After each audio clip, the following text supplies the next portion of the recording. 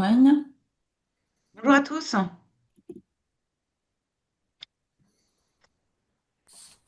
Alors, bienvenue pour cet événement dédié à l'innovation au service de l'éducation financière. J'espère que vous nous entendez tous bien. Euh, un petit rappel technique. Je vous invite donc à garder vos micros sur mute le temps des interventions.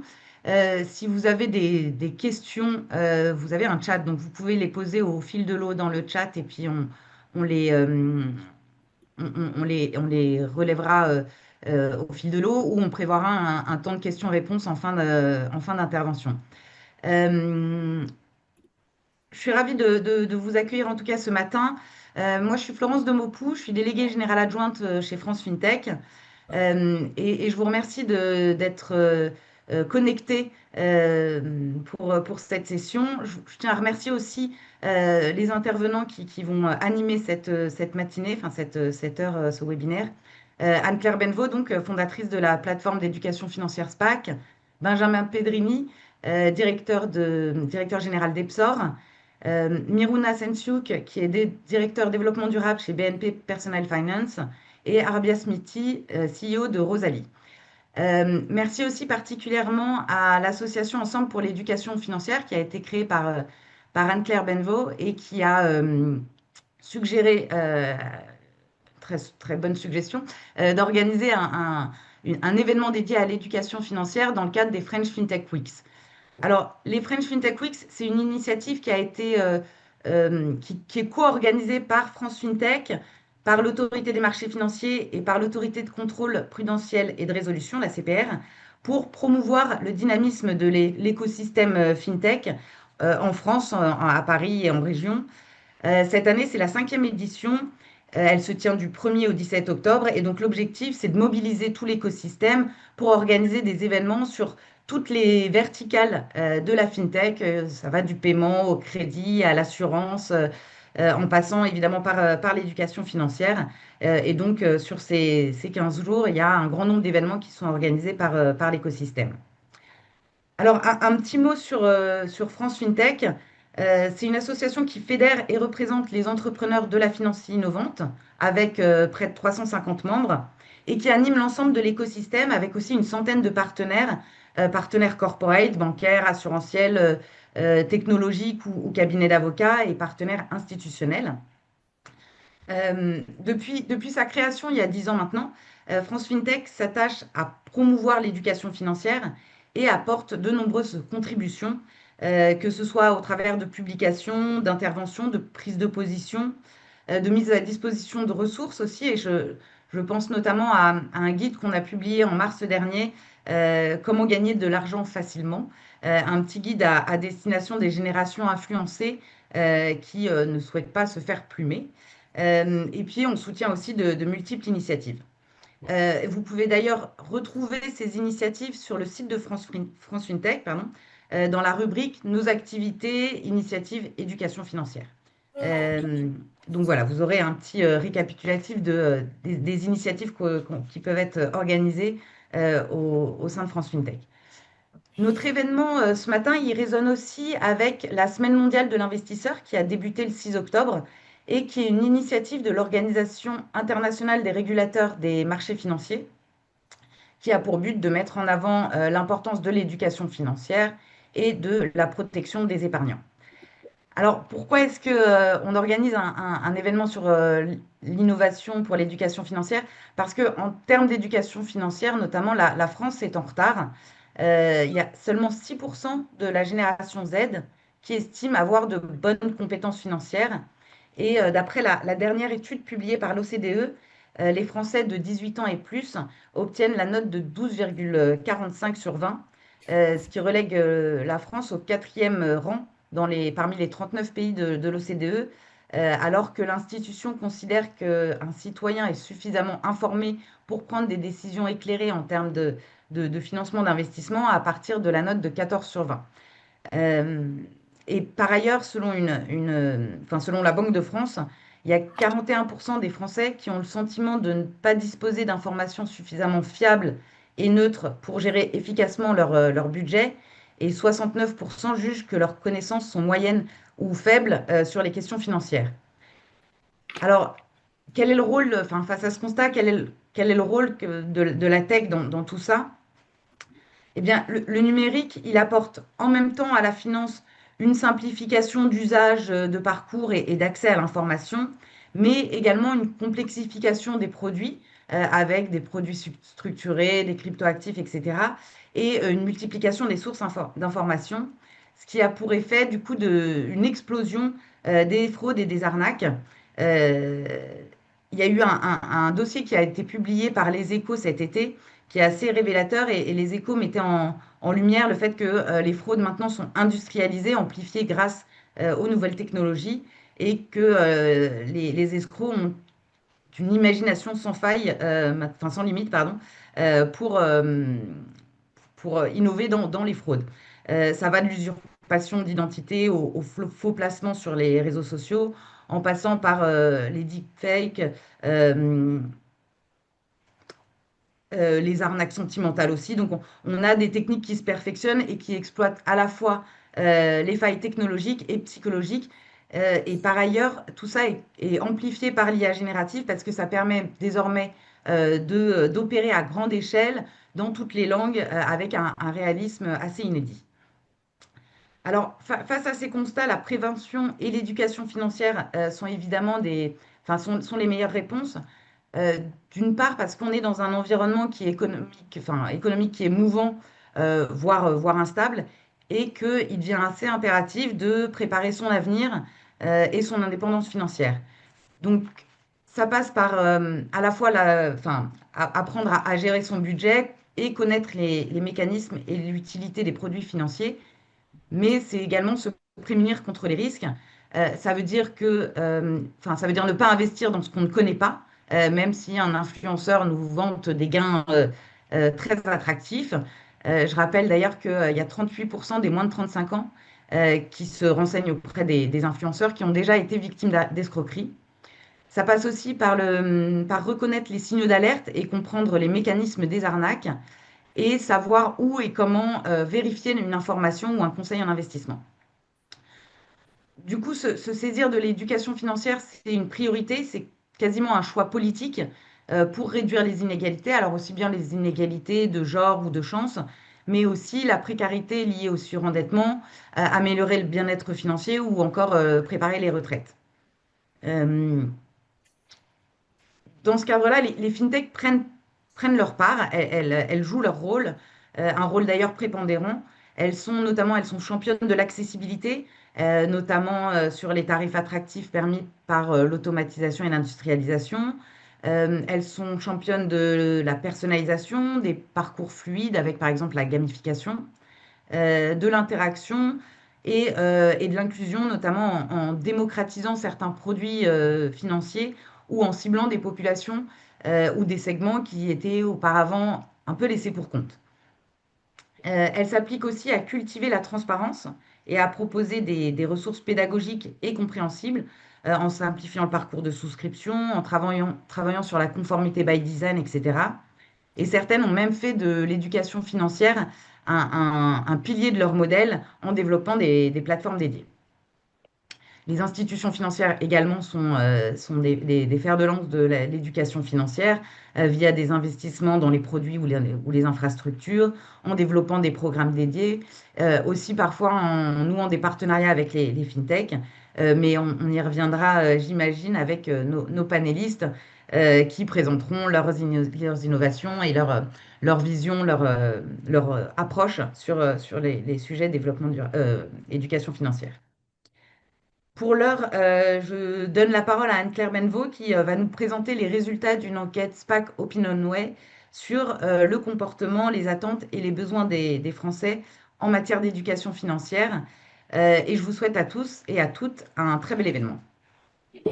Merci beaucoup Florence pour cette mise en introduction de notre sujet de ce matin d'éducation financière et encore merci à nos panélistes et participants qui, ce matin, vont nous apporter des illustrations très concrètes de ce qu'on peut faire pour l'éducation financière. Alors, je vais partager mon écran pour que vous puissiez voir cette présentation qui va mettre en avant les chiffres du baromètre de l'éducation financière que nous avons créé chez SPAC. Donc il y a déjà 5 ans de cela, et nous mesurons chaque année à la fois les comportements mais aussi les attentes des Français sur ce sujet qu'est l'éducation financière. Alors, Florence m'a présenté, donc moi je suis la fondatrice de SPAC, qui est une plateforme d'éducation financière, et aussi créatrice de l'association Ensemble pour l'éducation financière, qui est née cette année. Et cette association, elle vise à fédérer les acteurs du secteur, donc qu'ils soient associatifs, publics ou privés, autour de cette cause qu'est l'éducation financière. On va revenir sur ce que c'est véritablement et sa définition, c'est important. Et l'idée, et c'est une belle illustration que cette réunion de ce matin, c'est vraiment de mettre en avant, via l'association, des acteurs qui sont vraiment engagés, qu'ils soient acteurs historiques ou acteurs innovants, comme nos dignes représentants ce matin, Arbia et Benjamin, sur la partie innovation financière, pour apporter des solutions concrètes en matière d'éducation financière aux Français. Et on verra ce matin à la fois le rôle très important des acteurs du secteur financier et aussi de ceux qui, en entreprise, savent apporter des solutions à leurs collaborateurs et leurs salariés. Voilà, donc l'association, elle vise à évaluer ses besoins, à agir ensemble, à valoriser les initiatives et vraiment à sensibiliser. Donc c'est important qu'on en parle, et que les médias, et tu citais les Échos, Florence, à l'instant, se fassent aussi le porte-voix de nos actions. Alors je reviens sur ce chiffre important que Florence a cité tout à l'heure. Alors la France n'est pas quatrième, elle est 14e hein, sur le classement baromètre européen. Donc on est à peine à la moyenne en matière de connaissances financières. Et c'est vrai que c'est très gênant parce qu'on est quand même, enfin, selon les classements, deuxième ou troisième économie européenne. Donc il est grand temps, pour toutes les raisons que Florence vient de rappeler, qu'on remonte notre niveau en matière d'éducation financière. Bon, donc on y travaille collectivement et à grande échelle. Voilà. Et puis on va voir comment nos panélistes répondent à ce besoin de manière active et avec impact, surtout, c'est important. Alors, un rappel de définition, l'éducation financière, elle a été définie par l'OCDE. Donc, c'est une combinaison de conscience financière, de connaissances, d'habiletés, d'attitudes et de comportements nécessaires pour prendre les bonnes décisions financières et arriver à un bien-être financier individuel apprécié par la personne elle-même. Donc ça, c'est très important. On n'est pas là pour vous proposer de devenir tous traders actifs et prendre des risques sur les marchés financiers. Ce qu'on veut et ce qu'on défend ensemble, c'est l'inclusion financière d'abord. Donc c'est donner à ceux qui n'en ont pas encore la connaissance, au moins les moyens de connaître les produits financiers à leur disposition, et qui plus est, les outils pour les prendre par la main et les amener vers un meilleur bien-être financier perçu. Et ça passe par des décisions en autonomie et aussi un accompagnement de la part des acteurs du secteur. La Banque de France est le porteur national de la thématique éducation financière et travaille sur ces 5 piliers que vous voyez ici. Donc, l'éducation financière pour les jeunes, les personnes en situation de fragilité financière, l'apport de connaissances budgétaires et financières, les enjeux de compréhension des débats économiques, parce qu'on l'a dit un peu rapidement, l'éducation financière, ça permet aussi d'être mieux armé pour avoir un libre arbitre dans la compréhension des grandes discussions économiques qui ont cours. Et on voit bien que tous ces sujets peuvent vite avoir des sensibilité politique aussi. Donc c'est important de comprendre toutes ces discussions qui sont en cours actuellement, même si elles peuvent sembler complexes. Et puis bien sûr, on parle de dynamisme économique. Les entrepreneurs, on en parle beaucoup ces temps-ci avec ces différents sujets autour des taxes. Les entrepreneurs, ils contribuent au dynamisme économique et ils ont eux aussi besoin qu'on les aide à mieux comprendre ces sujets de finance, parce que très souvent, on est entrepreneur parce qu'on aime un métier, on veut être boulanger, on veut créer une start-up, peu importe. On n'est pas forcément le meilleur en gestion financière, en comptabilité, et pourtant ça prend beaucoup de temps. Donc il faut aussi bien comprendre ces enjeux-là pour que ça ne devienne pas un frein au développement de son entreprise. Alors rapidement, nous, SPACT, on est acteur de l'innovation financière aussi, parce qu'on est une plateforme d'éducation financière au sens propre. On accompagne les acteurs du secteur financier et ça sur des sujets de stratégie, de communication, de sensibilisation. Via l'Observatoire, on va parler des chiffres dans quelques instants. Et on a proposé une plateforme de micro-apprentissage. Donc, c'est une technologie qui permet vraiment de prendre les gens par la main. Donc, on propose aux acteurs du secteur pour leur permettre de former à la fois leurs clients et aussi leurs collaborateurs. L'Observatoire de l'éducation financière. Donc, c'est un baromètre qu'on mène avec Opinionway depuis plusieurs années. Et Florence a commencé à partager quelques chiffres. C'est important de les rappeler. Aujourd'hui, on a seulement 24% des Français qui se sentent très bien, très à l'aise avec la connaissance des produits financiers à leur disposition et dans la compréhension du contexte économique. Donc 24%, ben, c'est pas suffisant. Pour les risques économiques, macroéconomiques et les sujets de préparation de la retraite, on peut pas se satisfaire de ce chiffre, évidemment. Parmi eux, et je dirais que c'est quelque part une bonne nouvelle, même si on pourrait voir le verre à moitié vide, 6 Français sur 10 nous disent qu'ils attendent plus d'accompagnement de la part de leurs partenaires financiers pour prendre des décisions financières éclairées. Donc, on est en train collectivement de travailler à tout ça, on a des solutions, on va en parler. Donc, c'est une excellente nouvelle. Et avec Miruna, Arbia et Benjamin, vous allez voir que les choses se passent et avec impact. 6 Français sur 10, c'est 65% des femmes. Donc on a encore chez les femmes un constat de déficit de connaissances financières et d'aisance financière.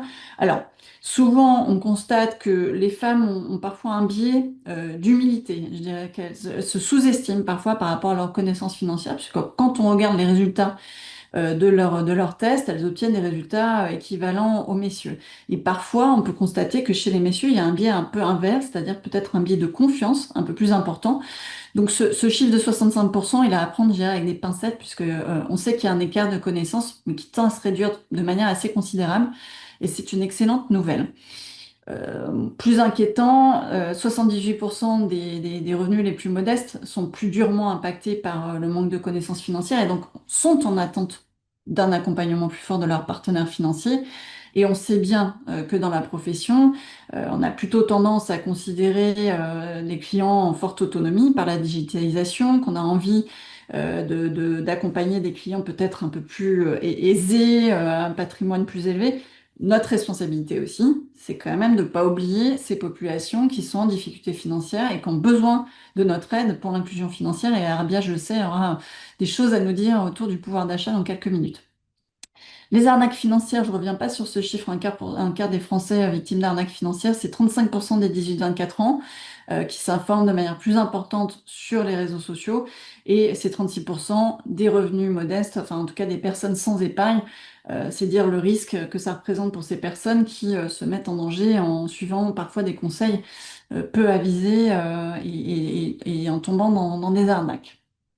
Alors, qui est responsable d'informer les Français ou comment on s'informe autour de ces sujets d'économie et de finance? Alors, la plupart des Français nous disent que c'est d'abord une responsabilité personnelle. En fait, donc ça c'est très intéressant puisque en majorité les Français nous disent bah, c'est à moi d'être proactif sur ce sujet. En deuxième niveau, c'est l'école. Et aujourd'hui, on sait que l'éducation financière à l'école, c'est encore compliqué, même si on a le passeport avec du KFI maintenant en classe de quatrième. On milite activement avec France FinTech et avec d'autres acteurs très impliqués, présents ici, pour plus d'éducation financière à l'école.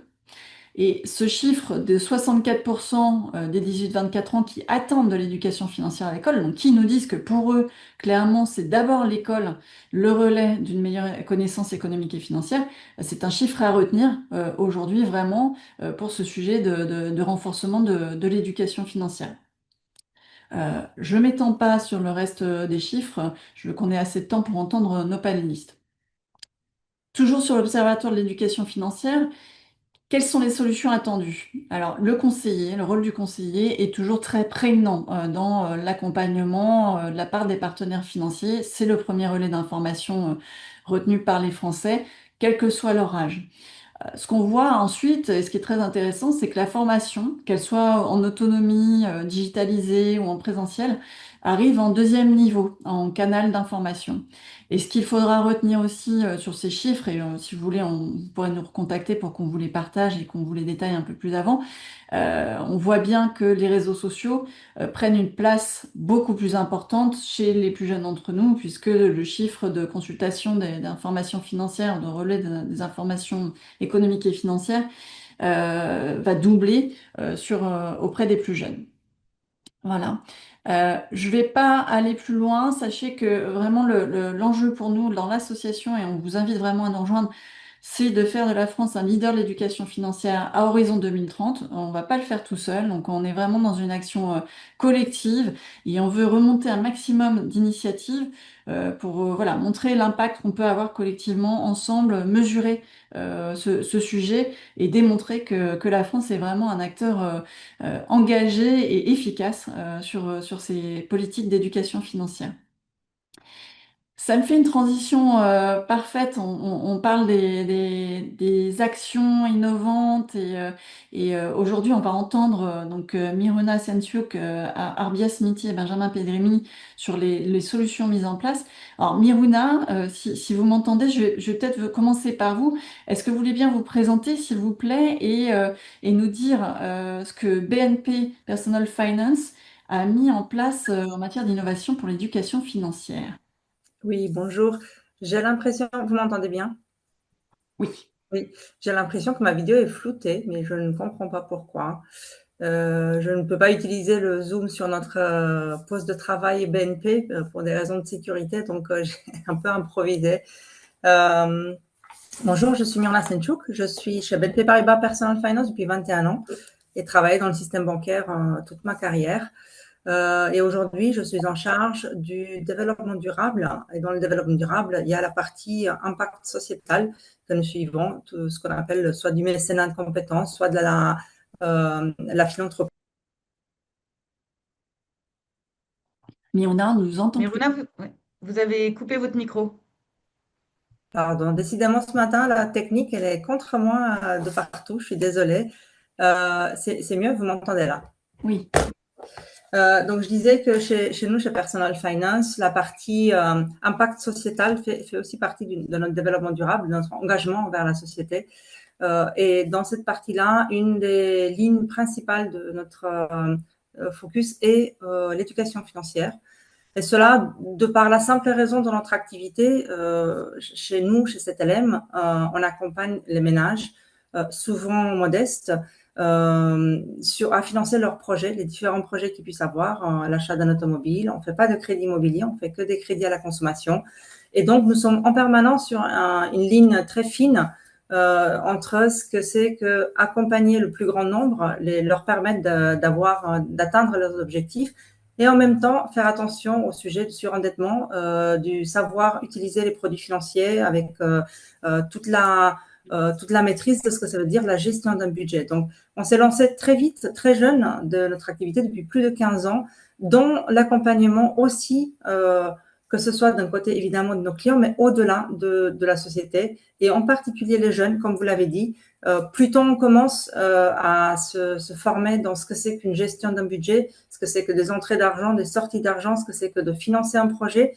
Il y a plusieurs moyens de financer. Il n'y a pas que le crédit, justement.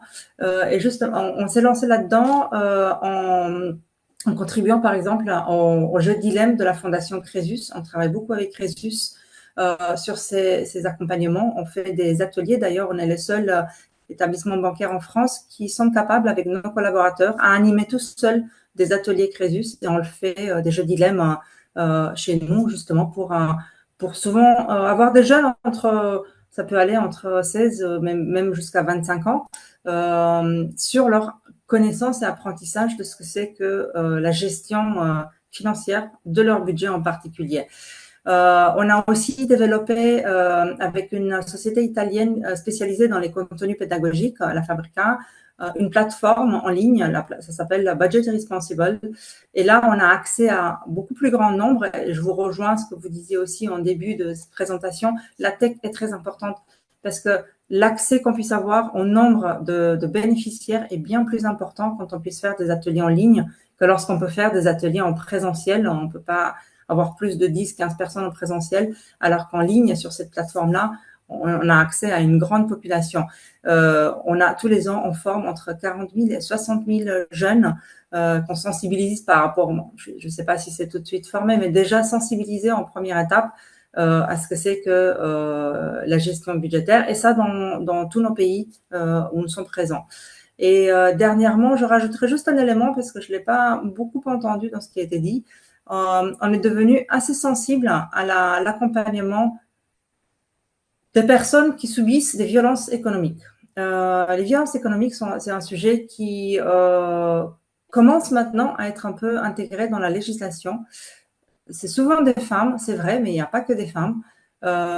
Et justement, le savoir qu'on a un droit individuellement à un compte bancaire en France aujourd'hui, savoir que même si on a un conjoint, on peut avoir son propre compte et on peut gérer son propre revenu, qu'on peut désolidariser des crédits au moment d'une séparation, se protéger d'une ingérence sur sa partie de gestion économique est très important pour nous.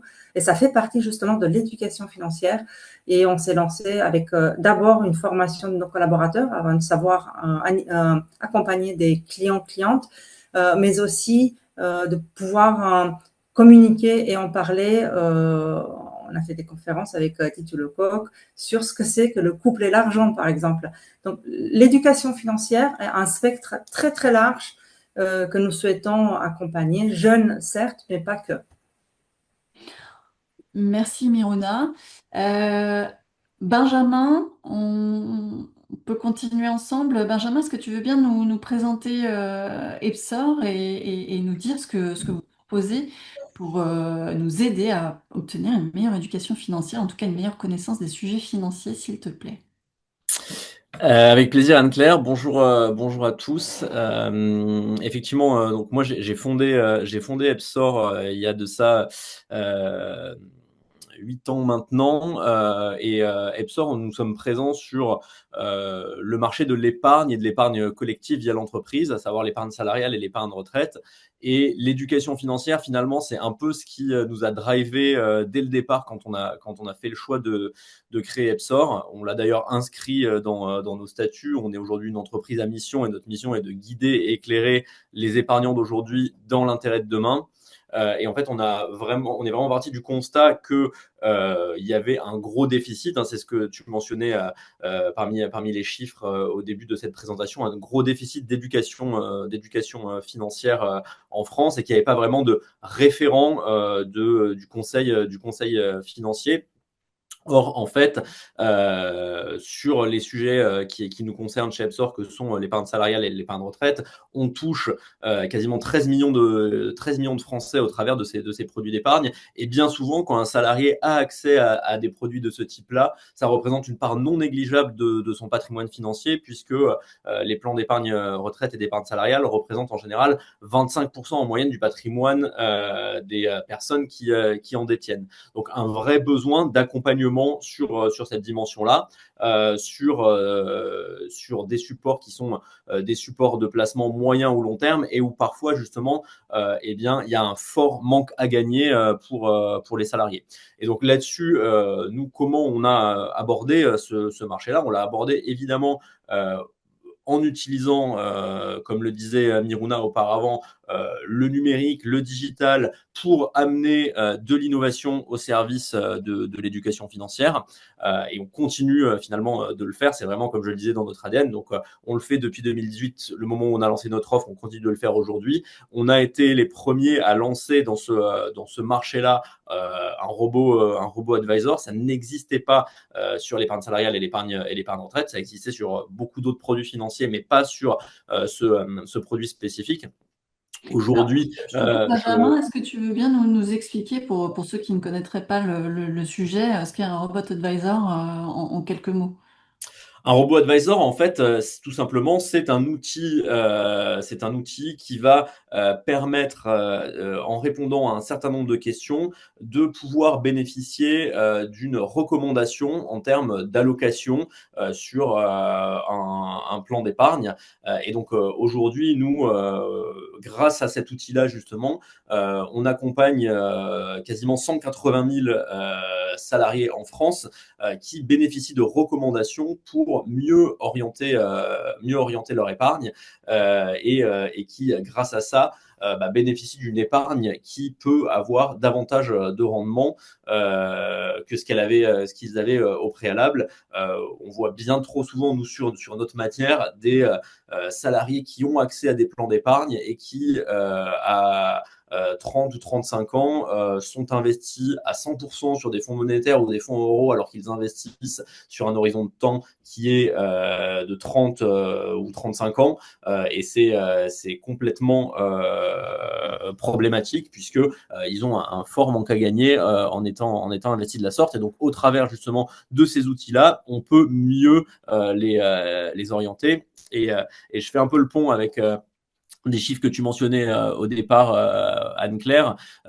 Justement, nous, ce qu'on constate, c'est que, parce qu'on pose un certain nombre de questions au travers de cet outil, et on a un tiers de nos répondants qui nous indiquent n'avoir vraiment aucune connaissance financière. C'est-à-dire qu'on essaye, avant de leur poser d'autres questions, de les évaluer sur la base de leur connaissance.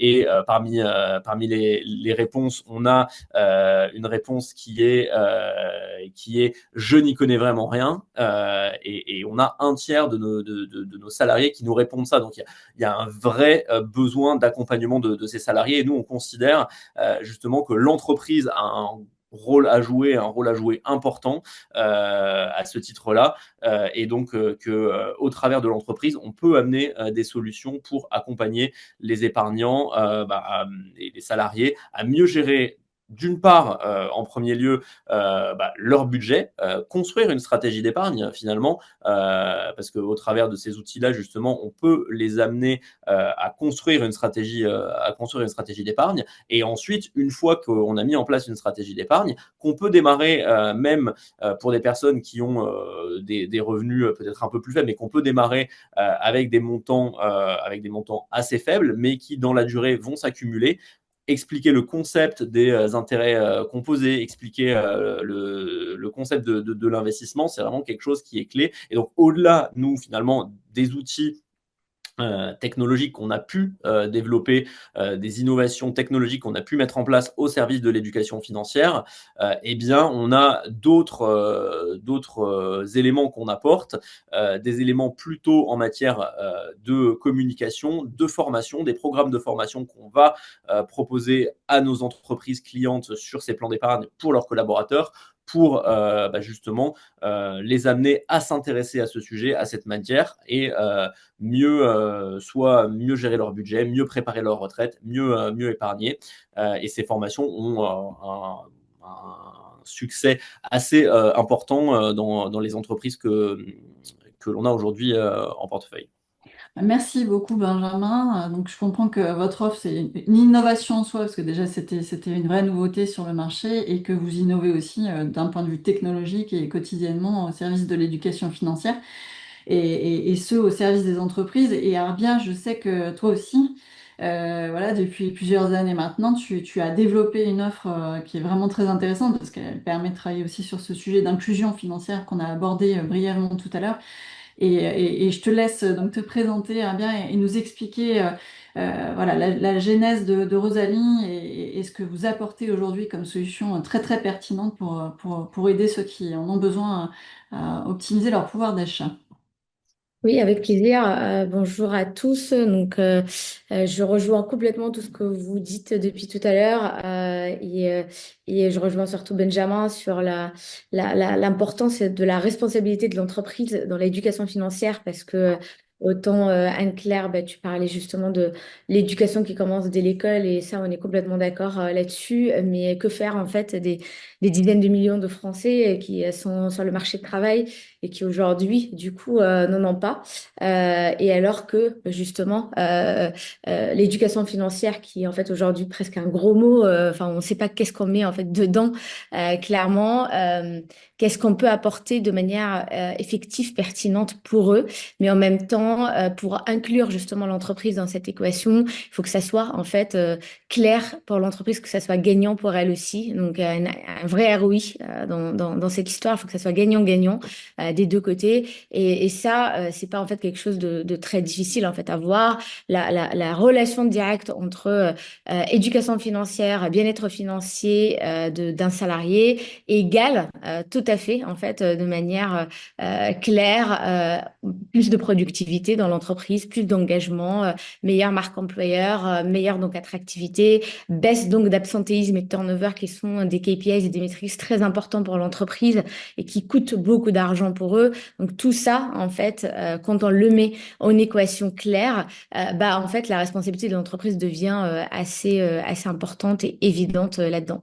Et donc ce qu'on a apporté avec Rosalie, c'est justement une solution concrète, une sorte de, en fait, un one-stop shop, une super app complète avec une suite de fonctionnalités pour attaquer justement ce sujet de bien-être financier avec différentes manières pour justement apporter des solutions concrètes à différents salariés dans une entreprise parce que un col bleu dans une entreprise n'a pas la même situation financière qu'un col blanc.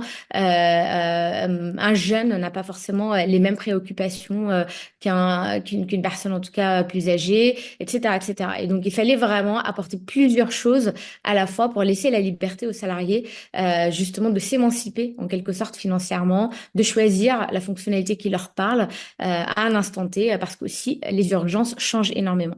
Et donc concrètement, qu'est-ce qu'on a lancé? Donc Rosalie, je l'ai fondée il y a à peu près 5 ans aujourd'hui, qui justement se présente sous forme d'une app simple mobile que les salariés en fait peuvent télécharger sur leur propre smartphone, parce qu'encore une fois, on parle de manière, voilà, de la technologie surtout inclusif en fait, qui inclut tout le monde, et 98% maintenant des Français ont un smartphone, et donc on bypass un peu toutes les problématiques d'intranet, de connexion SSO complexe, etc., qu'on trouve un peu élitiste et qui justement s'adresse plutôt à des cols blancs. Et donc voilà, via votre propre smartphone, vous avez vraiment la possibilité d'être libre, d'utiliser et d'accéder justement à ces fonctionnalités quand vous voulez, même de votre propre canapé. Et là-dessus, du coup, vous avez plusieurs fonctionnalités. Donc, la première qui nous a fait connaître, c'est surtout le salaire à la demande. Donc, comment flexibiliser la rémunération du salarié, parce qu'en Europe, on est encore en fait à 30 jours, là où justement ça change, ça a bien changé, ça a évolué dans pas mal de pays comme les États-Unis, l'Angleterre, etc. Parce que c'est prouvé scientifiquement qu'on gère mieux son argent en fait sur un temps plus court. Donc en fait sur un temps de 30 jours qui est très complexe à avoir, on comprend pourquoi on a ce slogan de fin de mois difficile ou de gilets jaunes qui sortent dans la rue, et les statistiques le montrent. Malheureusement, il reste moins de 100 euros sur le compte des Français à partir du 10 du mois. Donc à fin de mois, c'est un mot presque peut-être plus large, parce que du 10 au 30, la majorité des gens justement stretch à mort à trouver justement des solutions, à s'endetter en attendant justement de recevoir leur salaire à la fin du mois.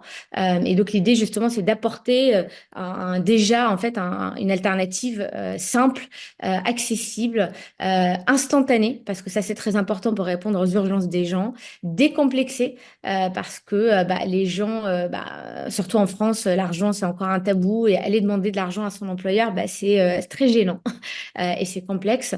Et donc l'idée là, c'est simplement vous apporter votre salaire gagné en temps réel quand vous le souhaitez, que vous pouvez streamer en live en fait sur votre compte bancaire. En gros, sur l'app, n'importe quel salarié, un serveur dans un restaurant jusqu'à un manager peut complètement en fait voir son salaire gagné en temps réel. Donc le 3 du mois, le 5 du mois, le 10 du mois, il voit exactement l'équivalent de ce qu'il a travaillé depuis le début du mois. Là où aujourd'hui, la paye est un gros problème, surtout avec une fiche de paye très complexe en France.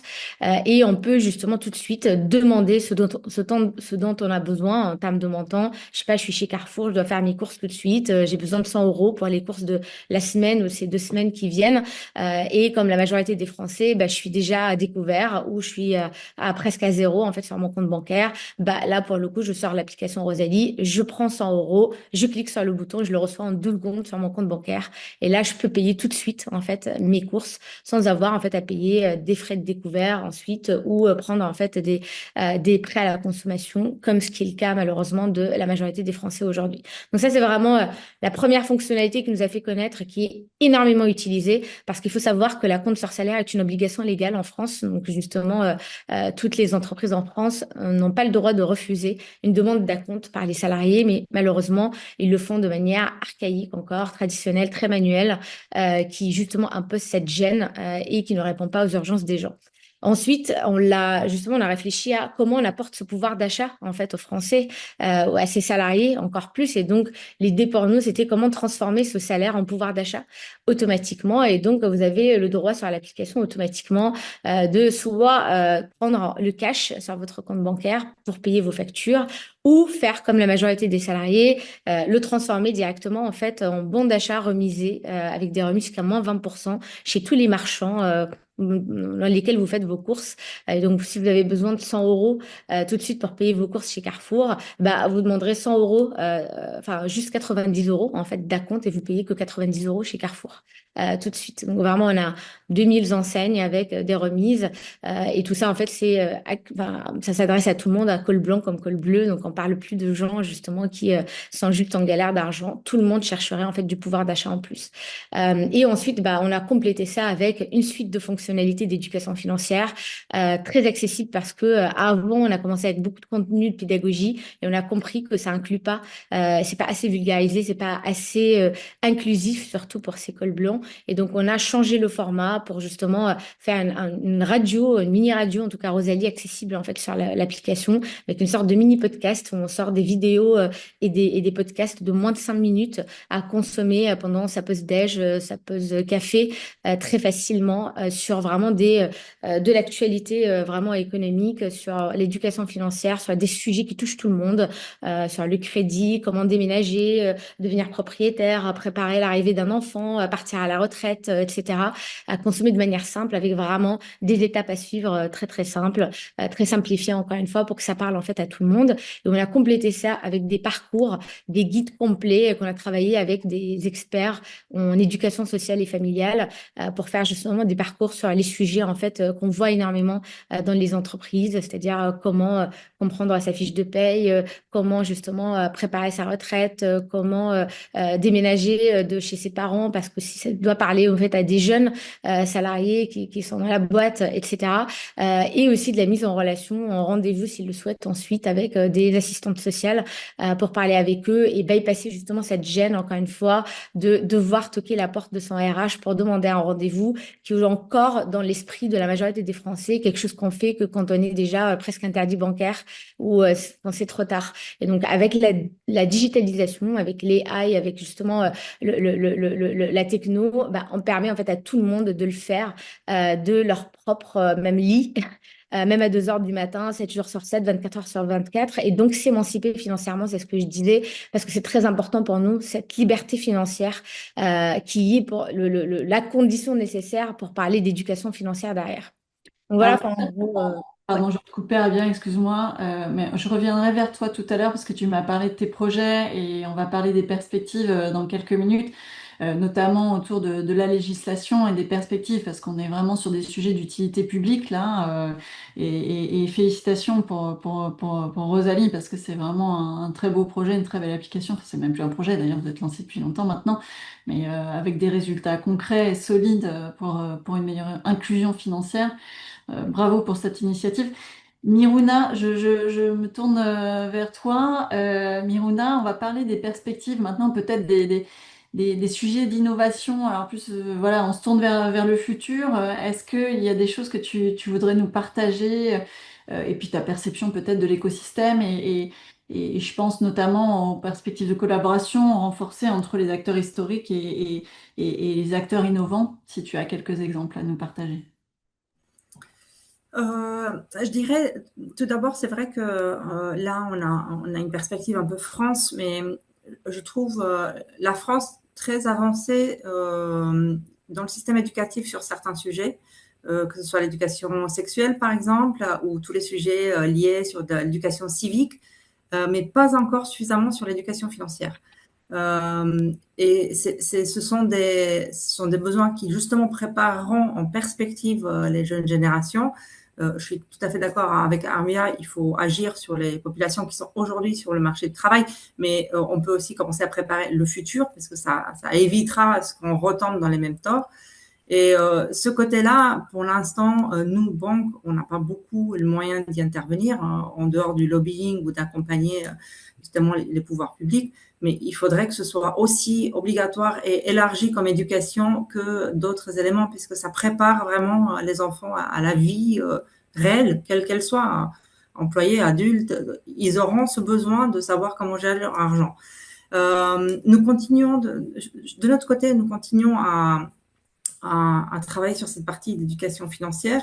Effectivement, l'objectif est bien de donner la perspective globale. Bon, après, nous, on est sur une population et sur une activité de crédit, c'est ce qu'on connaît. Donc, on essaie juste d'expliquer que le crédit n'est pas la solution à tout et il faut éviter d'en arriver au crédit quand il y a un besoin absolu ou, comme disait Arabia, effectivement, sur des fins de mois, on ne peut pas faire appel à crédit. C'est vraiment pas la bonne solution. Donc, on est en train de réécrire notre stratégie sur éducation financière, justement pour identifier toutes les cibles qu'on pourrait accompagner. Aujourd'hui, on le fait beaucoup en impact sociétal, en bénévolat, en mécénat, que ce soit des mécénats de compétences, donc collaborateurs qui font ces formations-là ou qui vont accompagner dans leur temps disponible. On a chez BNP Paribas un programme de temps disponible pour ces sujets, mais on voudrait aussi, sur la partie un peu technologique, voir comment au mieux on peut rendre ces sujets-là assez ludiques pour qu'ils soient faciles d'apprentissage. Sinon, ça paraît compliqué, ça paraît trop lourd, ça paraît voire même ça peut déranger en disant qu'on fait de l'éducation alors qu'un adulte est supposé le savoir. Donc, des fois, ça passe moyennement bien. Donc, il faut vraiment le prendre par un côté un peu sympathique. Donc, on travaille sur la forme qu'on va utiliser pour faire passer les messages, sur le type d'outils, de canal qu'on va utiliser. Et on se propose jusqu'à la fin, je dirais, mi-année prochaine, avoir cette stratégie bien déclinée pour qu'on fasse encore mieux que ce qu'on fait aujourd'hui. On fait plein de choses, mais on peut faire mieux. Ça, il y a toujours lieu pour de mieux. Mais la tech, elle sera toujours là. Merci Mirona, merci beaucoup pour ces perspectives et on a hâte de découvrir vos nouvelles initiatives dans ce domaine. Benjamin, je me tourne vers toi. On n'a pas encore beaucoup parlé d'intelligence artificielle, mais je sais que tu as évidemment des projets, des réflexions en cours sur ce sujet. Est-ce que tu peux nous en dire un peu plus, s'il te plaît? Oui, tout à fait. Bah, effectivement, j'ai parlé moi de conseils, de conseils financiers et de pédagogie et d'accompagnement. Nous, on l'a abordé de différentes façons. On l'a abordé effectivement au départ par un robot advisor comme je l'ai expliqué. On a ensuite créé un service de mise en relation avec des coachs financiers et on voit que ce service de mise en relation avec des coachs financiers est extrêmement utilisé chez nous. Concrètement, c'est quoi? Un salarié qui a accès à nos services dans son application peut prendre directement un rendez-vous avec un coach financier pour échanger sur des sujets et des questions qu'il a qui sont extrêmement larges et variées, que ce soit effectivement une stratégie d'investissement ou tout simplement comment construire et préparer sa retraite, comment construire une stratégie d'épargne. Donc les sujets sont extrêmement larges et on a beaucoup de demandes sur ces sujets-là. Et on a du coup commencé à introduire de l'intelligence artificielle. Alors pour l'instant, on est encore sous un format de POC qu'on a déployé sur seulement un échantillon de nos utilisateurs et qu'on envisage de déployer de façon plus large à compter de 2026, mais pour utiliser l'intelligence artificielle dans cette dimension du conseil financier et être en mesure justement de répondre 24 heures sur 24 et 7 jours sur 7 à des questions que peuvent avoir des utilisateurs de nos outils sur des thématiques liées à la pédagogie et à l'éducation financière. Et donc, ça nécessite à la fois effectivement d'avoir un modèle d'intelligence artificielle, mais de l'entraîner aussi sur les réponses qu'on souhaite qu'il apporte, sur la base des réponses que l'on apporterait et que l'on apporte habituellement avec nos coachs financiers. On est chez Epsor conseiller en investissement financier, donc les salariés qui utilisent nos outils sont dans une démarche où ils acceptent d'être conseillés par un conseiller en investissement financier. Et donc, du coup, on nourrit justement au travers de notre politique de conseil cette intelligence artificielle de façon à ce qu'elle puisse justement répondre de la même façon que l'auraient fait nos coachs financiers à des salariés, et ce de façon justement beaucoup plus régulière et comme le disait Arbia, que n'importe qui ouvre son application et qui se pose des questions sur ses placements, sa stratégie de placement, sur ce qu'il pourrait faire. On est en fin d'année, alors évidemment ça ne concerne pas tout le monde, mais pour une partie des Français, il y a des enjeux de fiscalité, potentiellement défiscaliser au travers de ces plans d'épargne, tout un tas de choses de ce type-là. Et bien justement, ce qu'on veut, c'est pouvoir répondre de façon instantanée à tout moment à des utilisateurs qui se posent ce type de questions. Et sur les notions justement d'épargne d'entreprise également, ce moment de la fin de l'année, c'est un moment où justement il y a des possibilités d'optimisation. Certaines entreprises offrent des mécanismes d'abondement à leurs collaborateurs. Ces mécanismes d'abondement, il faut pas les laisser passer sur des années civiles. Et donc, du coup, on utilise aussi ça pour faire des rappels d'informations clés aux utilisateurs en fonction de ce à quoi ils ont accès.